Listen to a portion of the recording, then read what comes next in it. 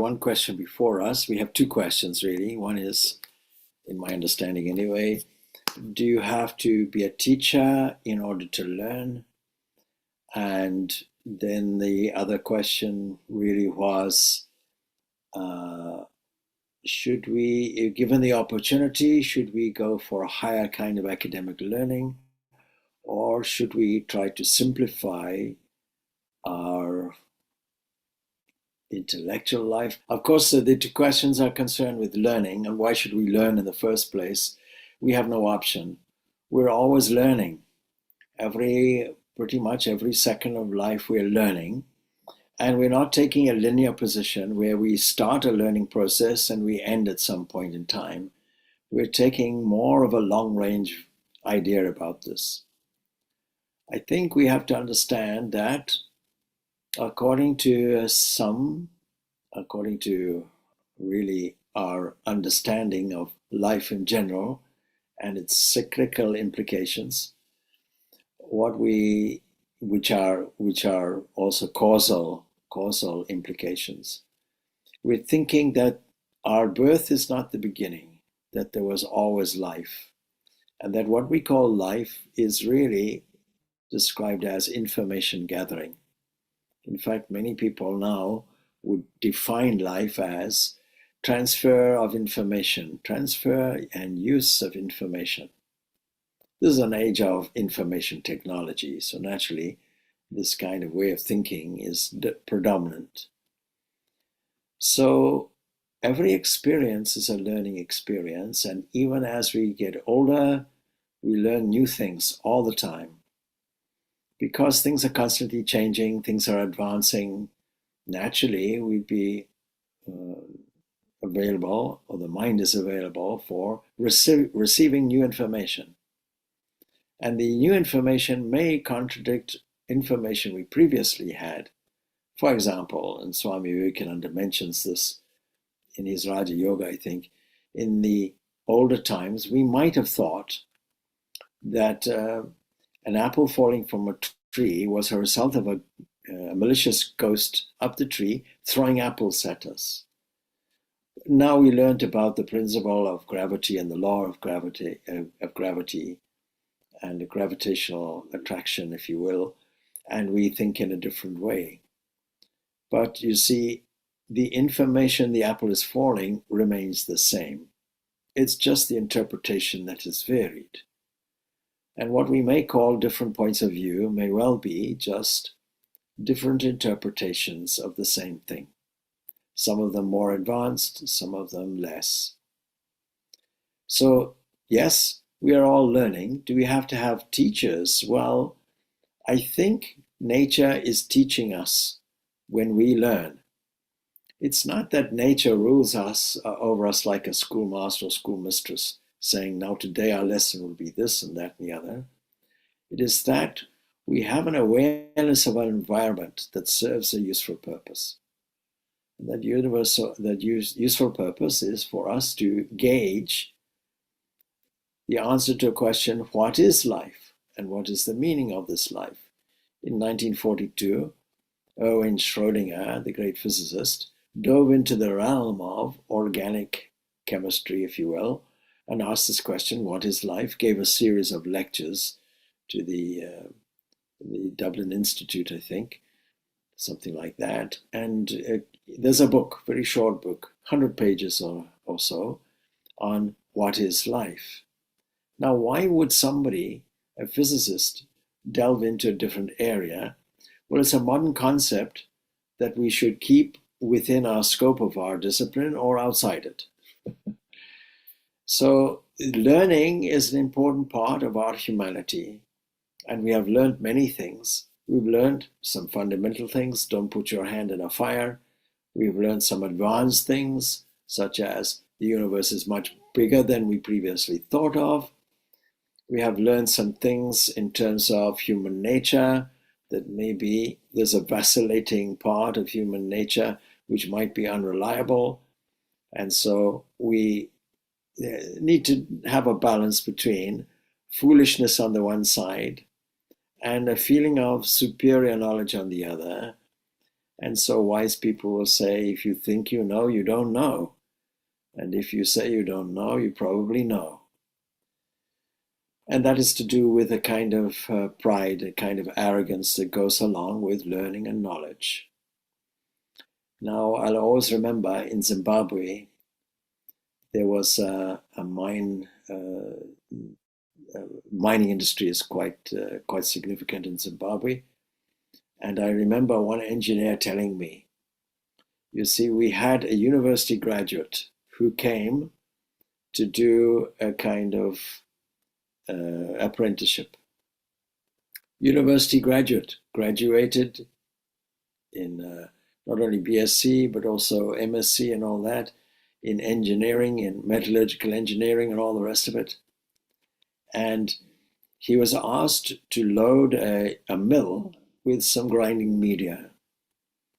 And after probably about a day or so, costing production time and production money, he still hadn't made a sufficient calculation. And he wanted to check it and so on and so forth. And the production engineer shook his head in dismay. All your university education means nothing here, he said. Did you ever load a ball mill in your life? Did you ever put the media, steel balls, into this? You see, if you're experienced, you'll know, you load them in varying sizes, up to the bottom lip of the entrance. That's it. You don't have to measure it. You don't have to calculate it. It's just a rule of thumb. And then you start the whole thing up. You put medium in, you load it up, you close it up, and you start producing. So you see, sometimes academic education only teaches us a theoretical thing, and we have to match it with some practical things. Same thing in every aspect of life. We take the principles and then we introduce the practice. Same thing in spiritual life. We understand the principles. These talks and series of talks and question and answer sessions and so on, study of the scripture, all of this is lending itself not just to information transfer, but allowing us to formulate some kind of model that will be useful. And it's not a theoretical model, it has to be highly practical. Highly practical means we have to apply it to all the so-called fragments and problems of the day-to-day life. If we cannot apply something and get around our daily obstacles, then what's the use of it? If it doesn't have some kind of transformational effect in us that shifts our way of behaving, then what use is it?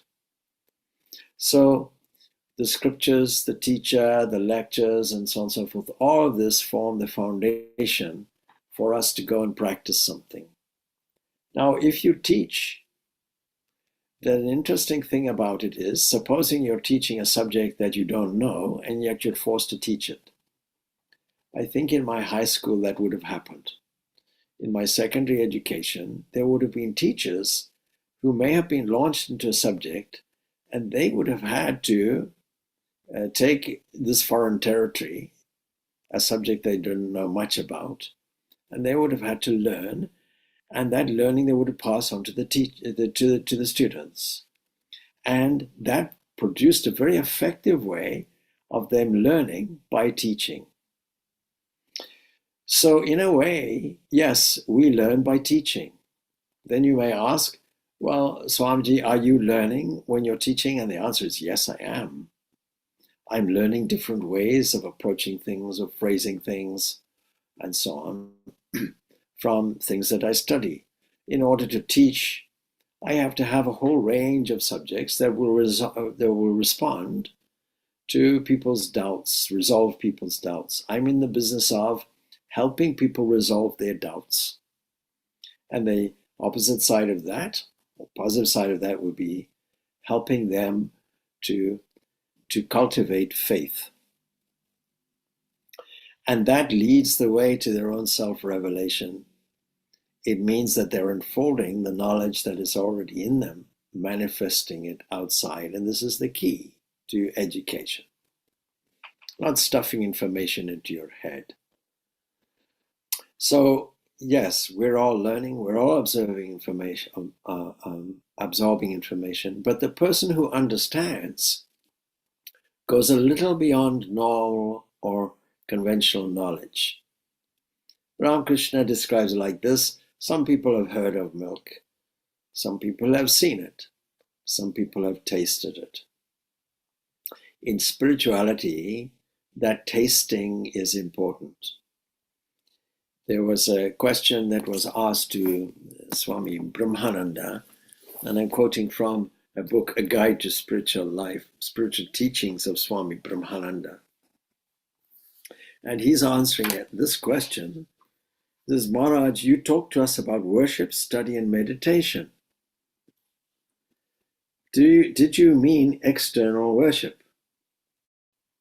And the reply was, no, worship means both external and mental worship. And he goes on to describe the articles and so on and so forth. He says, in meditation, you should think of the form of the chosen deity as effulgent. Imagine that everything is shining through his luster, his shiningness. Think of him as a conscious being. This kind of meditation, he says, gradually turns into meditation on the formless aspect of God. Your awareness will be filled with the God consciousness. Then when the knowledge eye, the jnana chakshu, opens, you will see God face to face. And then he says, from his own experience, that is a different world. Compared to that spiritual world, this material world is nothing. Seeing the grandeur and beauty of Kolkata, he gives this example. A village boy of Orissa, who happened to be a cook for the Swami, remarked, Bhuvaneshwar is a poor place, in comparison, you see. And he says, gradually the mind becomes absorbed in what is called Savikalpa Samadhi. Savikalpa Samadhi, there's still a maintenance of the awareness of the meditator, the meditation, and the object of meditation.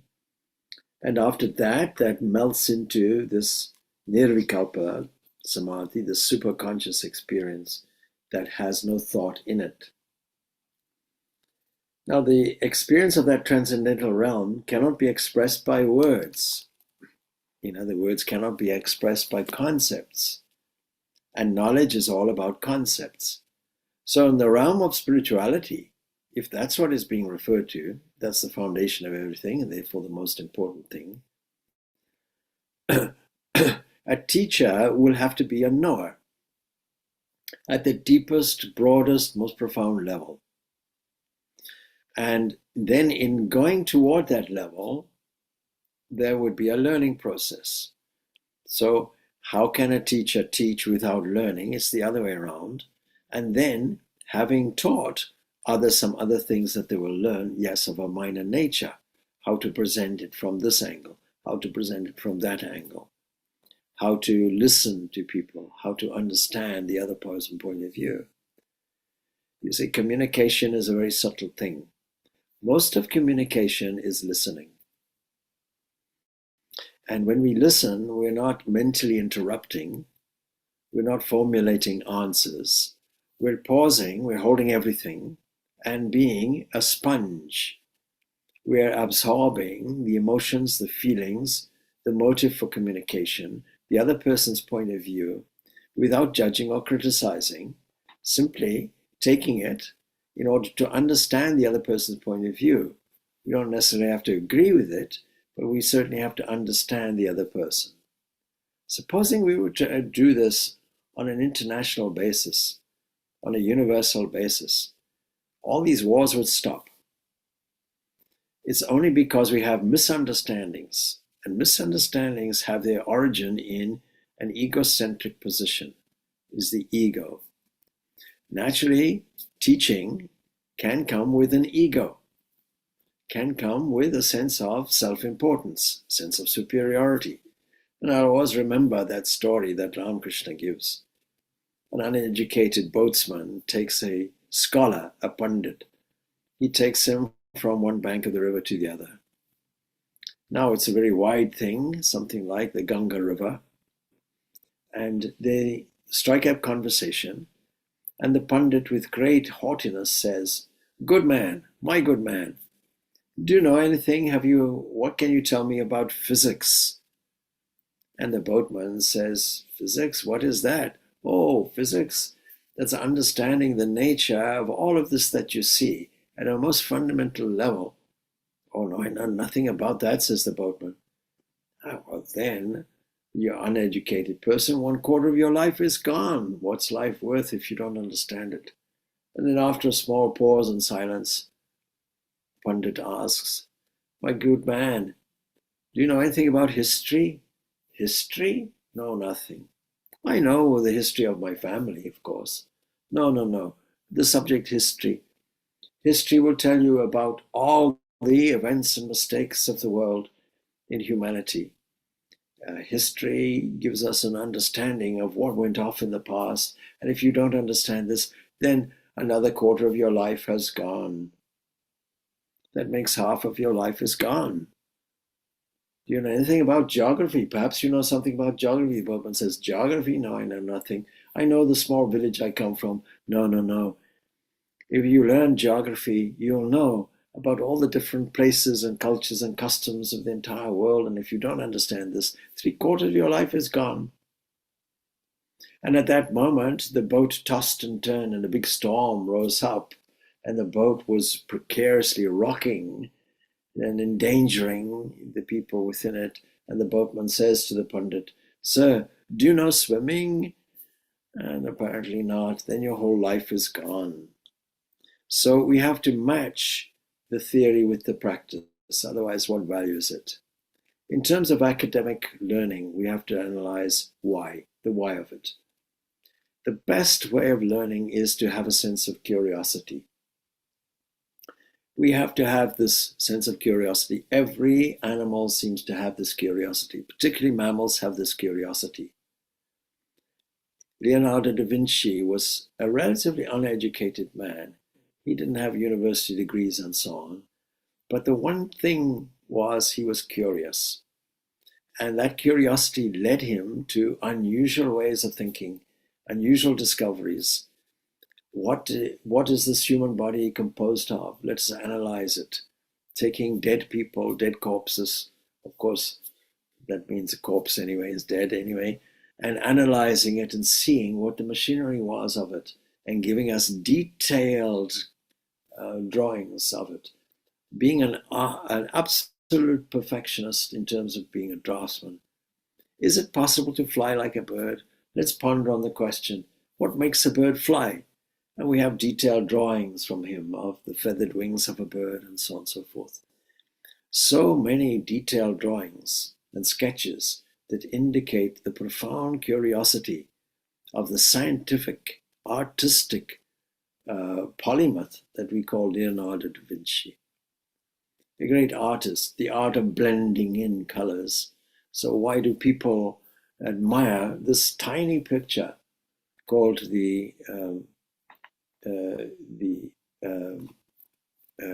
what is this famous painting? Anyway, you know what I mean. Yeah.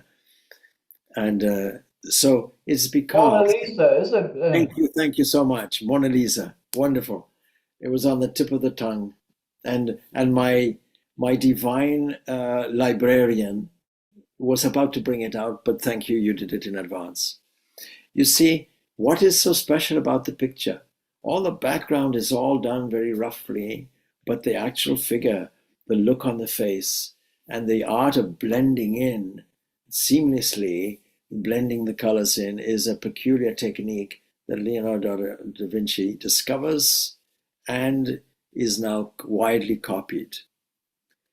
So what a polymath it was, but what is the basis? Curiosity, absolute curiosity, a kind of joie de vivre that enables a person to have an interest, an unslakable thirst about the world in front. We should all have it. But now when people go for academic learning, therefore, they have to analyze a little bit what is the motive behind it. Now, there can be many motives. It may generate an increased income. Oh, well and good, so be it.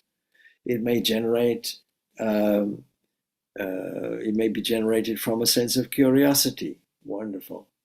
Or it may be generated from a sense of a thirst, a need to know more in order to sustain an egocentric compulsion, a self-image which says, I know. So that the security aspect of any social engagement would be on the basis of this I know. But supposing this deviates our minds from our central pursuit in spiritual life, namely accessing the realization of ourself, accessing our freedom, realization of God, vision of God, a movement toward this divine revelation. Supposing something is there which deviates us from it. Is it good? Can we afford a detour? It's a very expensive thing. And the answer is no. Anything judged to be taking our attention, our mind away from this central theme. In other words, taking us away, in devotional language, from the presence of the divine, the presence of God. Anything like that, of course, will not be in our favor. And so if we opt for a simpler kind of life, because after all, the key to spirituality, or spiritual practice, I should say, would be high thinking and simple living, to simplify our life and reduce all the distractive complexities and elevate the mind to a nobler height. This should be our modus operandi. So, yes, we learn much from teaching. There's no doubt about it, because we in order to teach, we have to know. On that level, yes. And it's a useful way of doing it. I've often thought that in our own ashram, we should get people like, let's say, Basil and others, and Orla and Deepak and Georgiana, anybody and everybody who's here and more, and challenge them and say, please present a topic every week. Don't leave it to the Swami or the Swamis to do it. You do it. And that will mean that you have to research it nicely. I always remember the Bengali community asking me some years ago, oh, Swamiji, will you do the Kali Puja for us? Now, I will always say yes. If it's going to be useful for somebody, I would say yes. But what did I have to do? I had to go and learn it. A very complex kind of puja, but I learned it and saw the value in it. And so did it. And that instituted this tradition in Ireland of every year having the Kali Puja. Of course, during the Kali Puja, I'm normally away doing it in London, because now the reputation, oh, Swami Purnananda, he knows how to do this Kali Puja. So what we will do, the man who used to do it, Swami Dayatmananda, he retired, he went back to India, and he used to do the Kali Puja at the request of devotees, ardent devotees of God in the form of Kali. And so there was nobody to do it. And at our inauguration, some 5-6 years ago, 2018, they visited and attended the inauguration and said, oh, won't you please do it? And I said, yes. Now, some people think I was foolish in saying yes, but I myself think no. It was my impulse was a divine request is there, a divine answer is there, and they already knew that I was doing the Kali Puja, of course. So there was nothing really much more to learn about it. But initially, when I was asked, I had to learn the procedures intricately, and also with a little bit of flexibility that says that I would want to do it with a level of understanding. Now, you see, it taught me something. It taught me the great value of this Kali Puja. and its intricacies. And also, when I used to do pujas, I would also always make a habit of designing it in such a way that at certain moments, music would come in. And wherever I could, I would explain in English the meaning of what I was doing. And that was a standard procedure. I was already doing that when I did the puja for Ramakrishna's birthday. But you see, I think that's important, to match understanding with your knowledge so that you're sharing everything with everyone, not just doing a puja remotely and people don't understand what's going on. So I'm a great supporter of allowing people to understand fully what, step by step, what is the meaning of this? What are you doing? Why are you doing it? That's necessary. So knowledge yields to understanding. And I think it's a very good thing, if you want to learn something, is be prepared to teach it to another. If you don't understand something, you will not be able to relay to somebody who has never heard of it before in simple terms, this is what it is. This is a simple thing. There's a requirement, for example, in the Charity Governance Code of Conduct, where constitutions or governing documents, the main goal or main purpose will be to lay it out in such a simple way that anybody reading it will immediately understand it. Simplicity is the key. So I think the simpler you can make your life, the simpler you can make your communication, the simpler you can convey ideas. You should be able to explain something to a child if necessary, and at the same time explain something in terms that anybody else will understand. And that's the skill of a teacher. A teacher will have to relay some concept so that the other person very quickly understands and knows. In their individualistic way, they'll be able to absorb something. Now we have a number of teachers here teaching various subjects, computer science and so on and so forth, and they also will know. It's very expensive, time-consuming, and confusing if, when you give information across, that it is done so quickly or so incomprehensibly that the person has to ask, what does that mean? Please repeat it. You'll know that in the academic world of in secondary school teaching, primary, secondary, and tertiary teaching, that there are good and bad teachers. What is a bad teacher? A bad teacher is somebody who goes over everything so quickly and so abstrusely that it leaves the student completely baffled, and in some cases reduces their level of interest in the subject. In some cases, to almost eliminate any level of interest at all. A good teacher will be able to understand the nature of the listener and try to accommodate what he has to say or she has to say in such a way that the concept that accompanies the words will be grasped. Every word has a concept. And to notice when the eyes glaze over, you know the attention span is gone. That's also part of learning as you teach. I used to say, if you have a large audience, you have to understand that human attention span is extremely limited.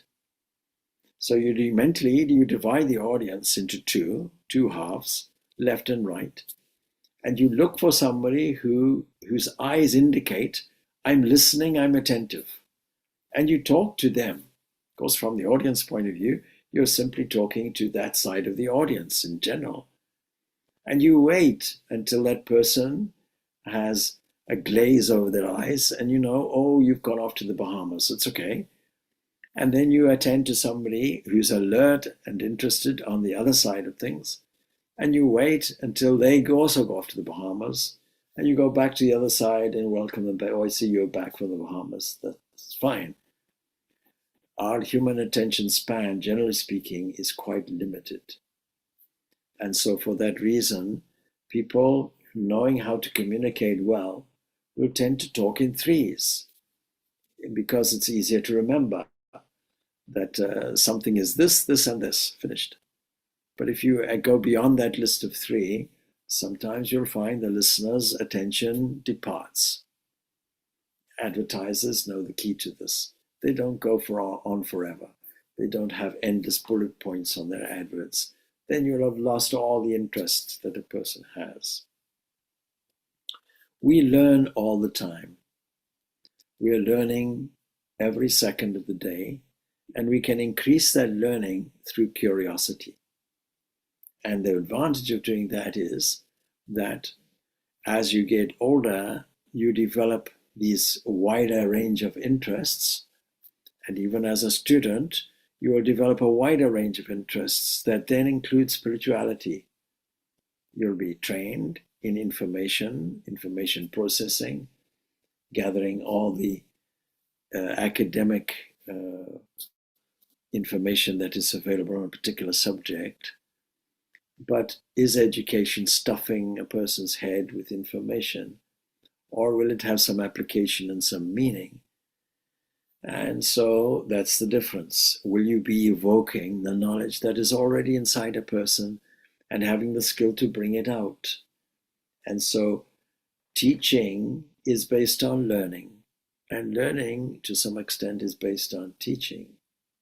And we have to evaluate for ourselves the advantage or otherwise of increasing our academic qualifications and learning and so on and so forth. And if it is something that is practically to the advantage of the overall, that includes me, the all-inclusive benefit of everyone, then we have to do it. And I'd encourage people to do that, particularly students. Aim for the very highest. You know, when I ask a student, so what do you want to do in your life? And they say, oh, I want to do this. And that would require, let's say, a Bachelor of Arts. And then you say, well, why a Bachelor of Arts? Why not a Master's? And then why not a doctorate? And why not a postdoctorate? So this is how I would encourage all students. But of course, it would be based on unfolding your potential to its utmost on every level, intellectual level, physical level, energetic level, spiritual level. Aim for the highest in everything, but without the implication of egocentricity. You know, when Swami Vivekananda says each soul is potentially divine, and the goal is to manifest this from within, we would say manifesting the potential in every single level. But if you go to the foundation, that is manifesting the divinity, you will also be acting as a catalyst for all the other manifested levels. Mental, emotional, spiritual, all of that will be manifested to the highest level, to the highest degree. We have to understand that all spiritual teachers were people of material simplicity. And the simplest understanding, fundamental understanding that we can have is understanding of oneness. There's nothing complicated about oneness. Oneness is oneness. So when we enter into the depths of oneness, then we have everythingness also. We have the whole thing. And so these questions have this caveat behind, which says, attend to this foundational principle, your own internal nature. See things as God sees them. Sit on God's throne and beam from there and see He made the world and saw it was good. We have no right to see it as bad. Sit on His golden throne and beam from there is my recommendation. Anyway, we have probably dealt with this subject widely. We can deal with another question if you like, if those questions are answered. Thanks very much, Swamiji. Cultivate faith was the thing I got from you there. Yes, And yes, simplicity is the way to teach and learn, really, non-complication. Yeah. absolutely correct. Thank you very In a much. nutshell. Thank you, Swamiji. Yeah, good. Are you any the wiser? Oh, good. All right.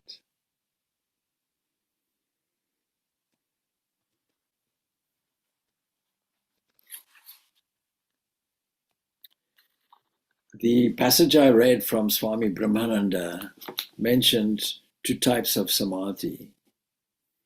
And the one type is mentioned, it goes like this: Vitarka, Vichara, Ananda, Asmita, Rupa.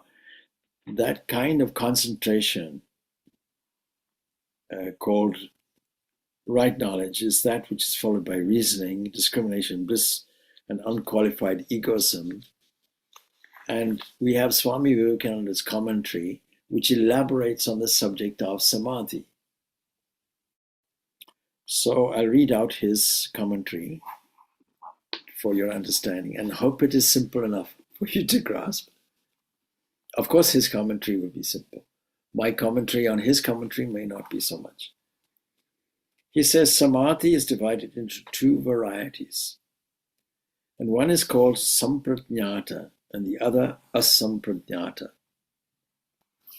Now, in the samprajñāta samadhi come all the powers of controlling nature. So we have to break these terms down. Samprajñāta is with awareness, if you like, prajñāta, with a level of consciousness. Asamprajñāta is without. And so he elaborates, the asamprajñāta is straightforward. Straightforward of that is, it's a perfect state of superconsciousness. Otherwise, what we would describe, or Swami Brahmananda described as, nirvikalpa samadhi. Kalpa, a cycle, without repetition, without any form, and without thought. Thought generates a whole series of consequences, which we call our world. So, in terms of asamprajñāta, it is perfect superconsciousness, the state which gives us freedom. Now, the samprajñāta doesn't give us freedom. So we know very simply what is the asamprajñāta samadhi, what is the one that has this sense of separation or individual consciousness. It is still a samadhi. And this we can classify as varieties of savikalpa samadhi. So he says, in the samprajñāta samadhi come all the powers of controlling nature. It has four varieties in it. The first variety is called savitarka. It means with questioning. In other words, we can take the gross elements and introduce some form of questioning, some form of curiosity to see what is your real nature. Let us investigate the material worth of what we understand in front of us in gross form. In this way, it's a kind of science. It's investigating all the material things in front to the core and seeing, will we arrive at something progressively deeper, deeper, and deeper, and deeper? Not through external scientific methodology, but through internal concentration. Now you may say, you see, in the ancient rishis understood or discovered all the truths in the Vedas. And the one section of the Vedas, which we call the Karma Kanda, to do with action and rituals, all of this actually contains very sophisticated physics and cosmology put in coded terms. And we know this because when we talk of something like a Ashwamedha yajna, a horse sacrifice, modern scholars will say, you see, they were barbaric. They used to offer horses. They used to take a whole horse and offer it in the fire. No, because you've taken it out of context, because it says the horse, its left eye is the sun, its right eye, in other words, it's looking at a whole cosmic thing going on here. Something that you can imagine as a horse, something that is dynamic, but something that would spread over the entire vista of the sky. Conceptually, you can think of it like that, representing the whole of existence. And you cannot, the way the cosmos works is something is sacrificed and something is born. This is the nature of it. We call it birth and life and death. It happens in every level of what we call life. So when we can control nature, we now know it and we now have power over it. The first variety of this then is savitarka, with question, when the mind meditates upon an object again and again by isolating it from other objects. It can be any object you like, because as we know, all objects are chemical compositions, atomic compositions, subatomic compositions. There are two sorts of objects for meditation in the 25 categories of the Sankhyas. You have to understand that the Sankhyas have conveniently put everything into 25 categories. Now, 16 of those categories are our visual, audio, sensual world, the world of our waking state, what we may call our reality. Now, 16 out of 25 is quite a lot. But you see, it is in fact the most obvious and the most restricted of all of it. And the next 5 or 6 will give us something more subtle. These we call tanmatras. There are 5 of them. They all come out in terms of the 5 senses and the 5 objects and so on. They materialize through their coordination, but they're extremely subtle. Now, these ancient seers, these ancient yogis would have discovered them through meditation by this process of introspection and analyzing what is the inner nature of everything. So the 24 insentient categories of nature and the one sentient Purusha. There are 24 categories in nature, 16 of which is our observable universe, 5 of which are more subtle, 1 of which contains the inherent sense of individualities. And then we come to a cosmic mind. And cosmic mind is what religion calls God. Cosmic mind, cosmic consciousness, cosmic Christ, cosmic Buddha. All of these are different terms, logos. All of these are different terms for the same thing. And this is then the mind of God, personalized for us. In mythology, Hinduism calls it Brahma. In philosophy, we call it the golden womb or the golden seed. Hiranyagarbha is the philosophical term contained in the Vedas.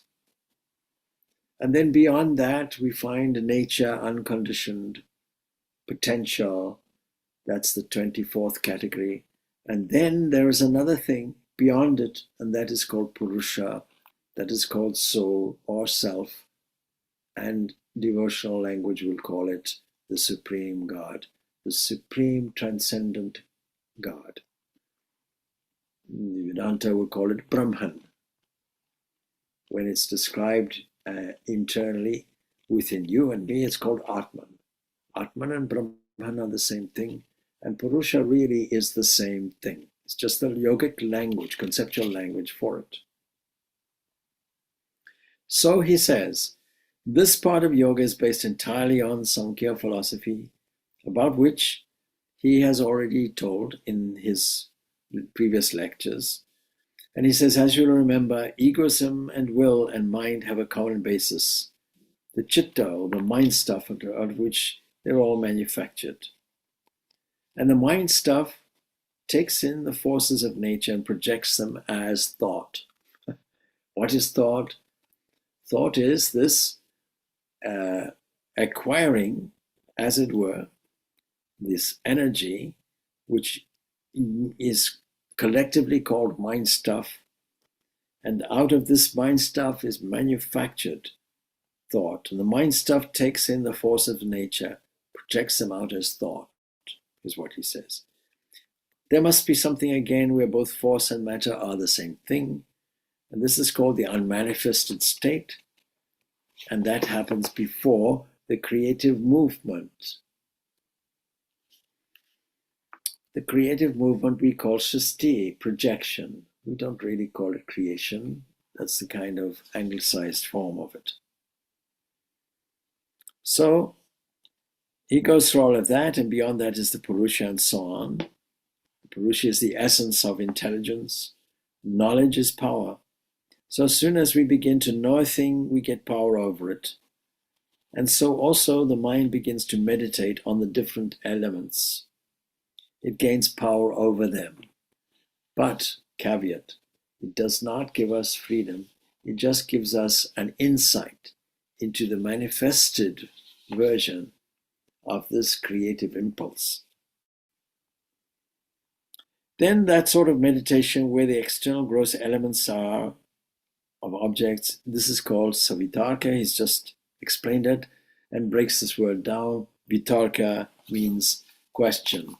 When we question the elements, as it were, and they yield the truths and their powers to the person who meditates upon them. Now he points out there is no liberation in getting powers. Every time Patanjali mentions these powers, he mentions them for academic reasons, because it's a subject matter, but he warns us against them. So there's no liberation. It's a worldly search after enjoyments, and there's no enjoyment in this life. All search for enjoyment is vain. And that is the old lesson which man finds so hard to learn. When he does learn it, he gets out of the universe and becomes free. The possession of what are called occult powers is only intensifying the world, and in the end intensifying suffering. Though as a scientist, Patanjali is bound to point out the possibilities of this science, says Vivekananda, he never misses an opportunity to warn us against these powers. Again, in the very same meditation, he continues, when one struggles to take the elements out of time and space and think of them as they are, this is called without questioning, nirvitarka. Nirvitarka, without question. And then when the meditation goes a step higher and takes the tanmatras as its object, the subtle elements that in combination produce our world, and thinks of them as in time and space, there's a term for that. It's called savichara, which means with discrimination. Vichara, discrimination. And when in the same meditation you take away time, you take away space, you think of these as fine elements as they are, it is called nirvichara, without any distinction. And the next step then is when the elements themselves are given up, both the gross and the fine, all of that is gone. We're now going to the higher level. And the object of meditation is the interior organ itself. Internally, locally called mind, and cosmologically called cosmic mind. It's the next step. One is the micro version, one is the macro version. The thinking organ, when the thinking organ is thought of as bereft of the qualities of activity, dullness, activity, rajas and tamas, when it's devoid of these activities, then it is called sananda, it is called the blissful samadhi. And but we have to make sure it is not equivalent to dullness. It is just that the mind is now calm, all right, and not erupting into either activity or into dullness. It is in a poised state, we may say. And some people may call this yoga nidra. And when the mind itself is the object of meditation, when meditation becomes very ripe and concentrated, when all ideas of gross and fine materials are given up, when even the sattva state, rajas and tamas, given up, Even the sattva state is given up. Only of the ego, the sattva state, only of the ego remains. A pure ego, what Ramakrishna describes as the ripe ego.